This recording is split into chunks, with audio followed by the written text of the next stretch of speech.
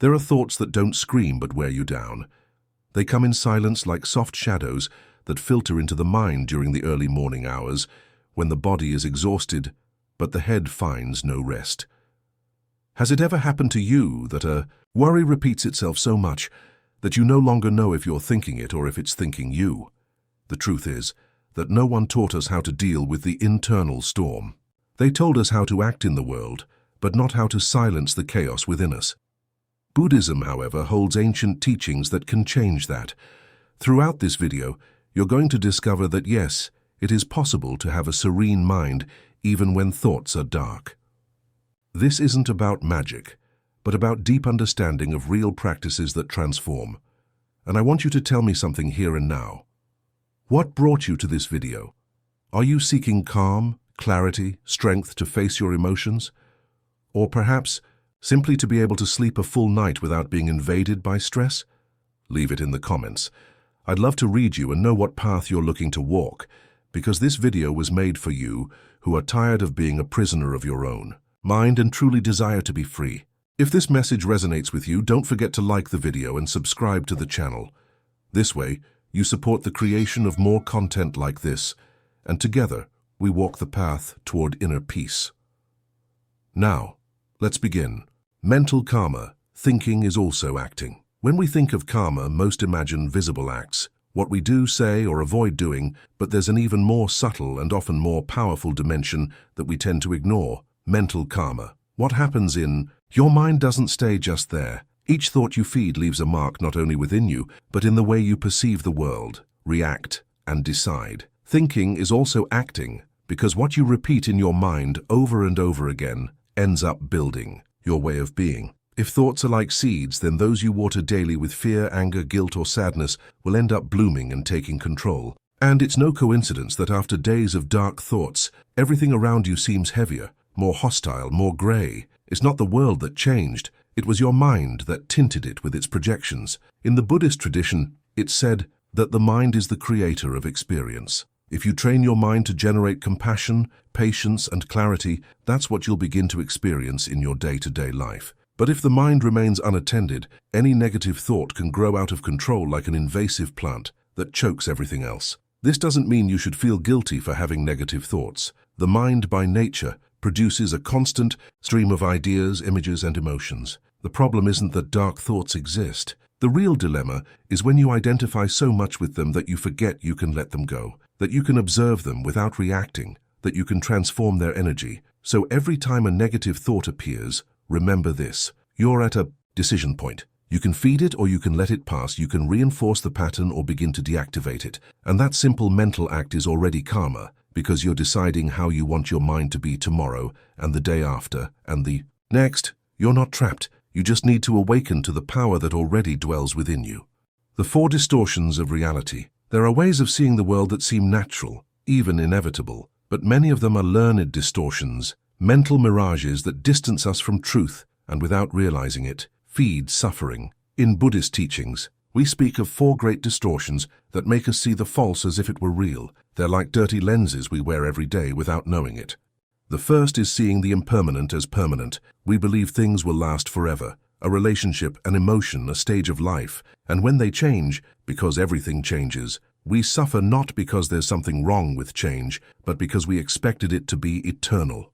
The second is seeing the unsatisfactory as pleasurable. We chase things believing they'll make us happy. Recognition, possessions, success, and although they bring momentary pleasure, they don't manage to fill the inner void. However, we keep running after them as if this time were different. The third is seeing the impure as pure. This happens when we idealize people, situations, or even ourselves. We create unrealistic expectations and get frustrated when reality doesn't fit our mental image. The denial of what really is leads us to constant internal conflicts. And the fourth, perhaps the deepest, seeing the self as something fixed, real, and independent. We cling to an identity. I am like this defines me, without realizing that everything we believe ourselves to be is in constant movement. This attachment to a rigid self feeds fear, comparison, and insecurity. These distortions aren't personal errors, they're deeply rooted mental mechanisms, but the more you recognize them, the more freedom you have not to eliminate them immediately, but to stop being their slave. Every time you look with clarity and see reality as it is, impermanent, changing, interdependent. You take a step toward a freer, lighter, more awakened mind.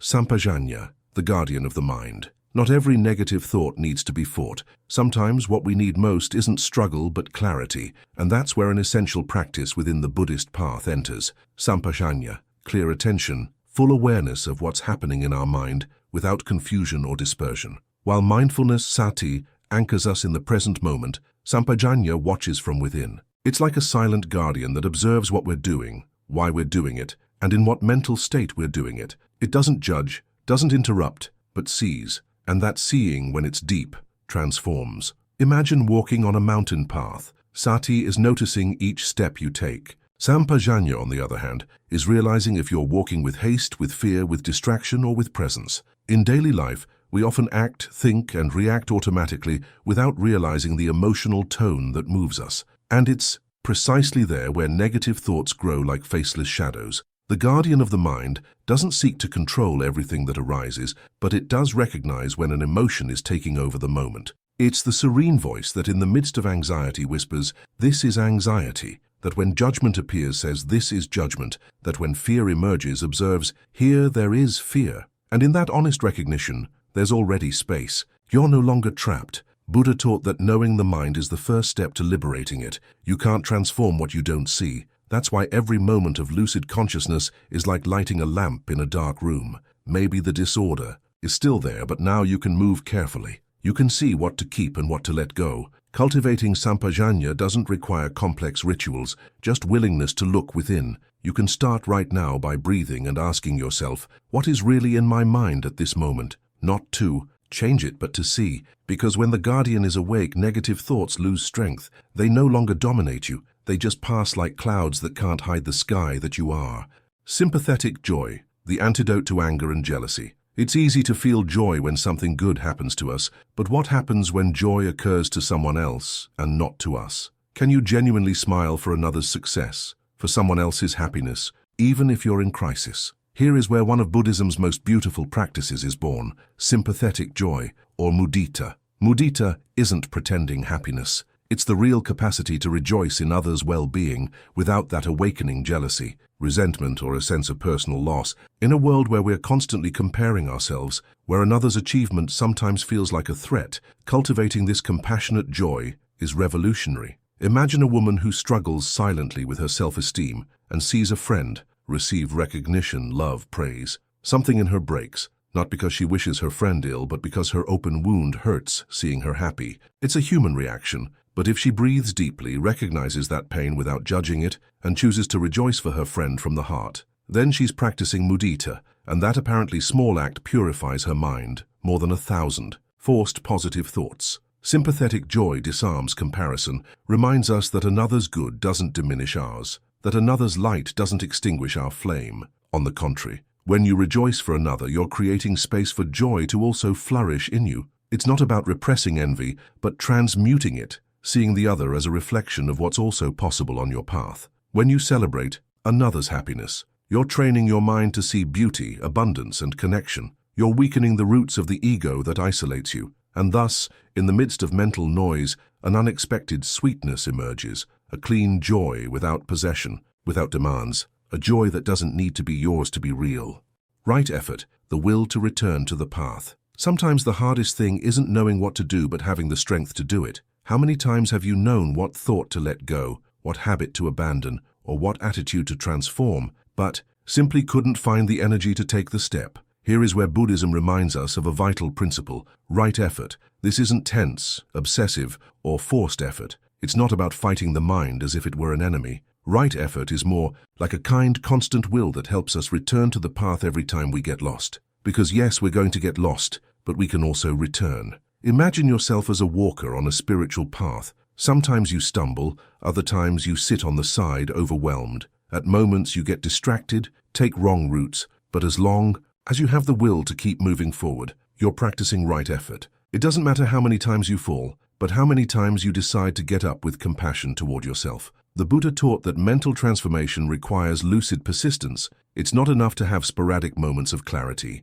What nourishes the awakened mind is continuous practice, that daily decision, sometimes silent, sometimes painful, to choose again thoughts that feed peace, presence, and wisdom. Right effort expresses itself in 4 mental actions: preventing the arising of harmful states, abandoning those that have already arisen, cultivating healthy states not yet born, and strengthening those that already exist, not as a rigid list, but as a living commitment to your mental well-being. And yes, there will be days when you won't want to meditate, observe your thoughts, or practice patience, but that's precisely where right effort shines most, in the decision to do what nourishes your mind even when you don't feel like it, because that too is self-love. The will to return again and again with gentleness and firmness is what finally dissolves the knots of suffering. It's not perfection you need, it's presence and deep honesty with yourself.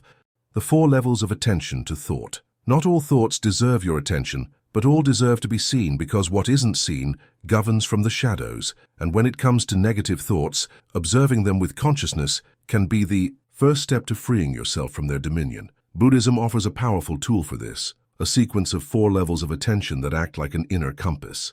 The first level is recognizing. It sounds simple, but it's not. It's about realizing the exact moment when a thought arises, not after having mulled it over for hours, but just when it appears. Maybe you notice a judgment, a comparison, a worry. Stop, say mentally, thought.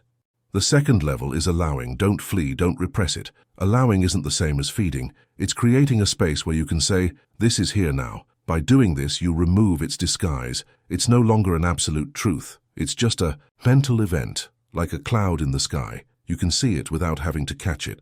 Conclusion. From prison to temple. The mind can be a prison or a temple, and the difference isn't in what you think, but in how you relate to what you think. This journey through Buddhist wisdom didn't promise to eliminate negative thoughts once and for all. It offered you something more valuable, tools to see them with clarity, to release identification, to return to yourself with compassion. You've learned that thinking is also acting. That much of suffering comes from seeing the world through distortions that cloud truth, that there's a guardian within you, clear consciousness, always ready to remind you that you can choose, that rejoicing in another's happiness doesn't take anything from you but expands you, that the will to continue even when tired is already part of awakening, that observing thoughts without being them is freedom, that the self isn't rigid but malleable, that living ethically purifies more than 1,000 positive thoughts, and perhaps most important of all, you felt, even if just for a moment, that you're not alone, that this path, though internal, is better traveled when someone accompanies you, guides you, reminds you that each mental shadow also contains light, waiting to be discovered. Maybe you came here seeking relief, an answer, a bit of calm in the midst of noise, and if any word from this video touched something in you, I invite you not to leave it just as a good message. Take it to practice. Return to observing your thoughts. Speak with more consciousness, walk with more presence, and above all, don't abandon yourself when your mind darkens. That's when you most need your own compassion. Thank you for being here. If this content resonated with you, I invite you to support this space. Like this video, subscribe to the channel, and share this message with someone who needs to hear it. Your presence here isn't coincidence, it's part of your path. And before you go, leave in the comments what practice or reflection from this video you'd like to apply in your life starting today. Reading your words also enriches this path. We share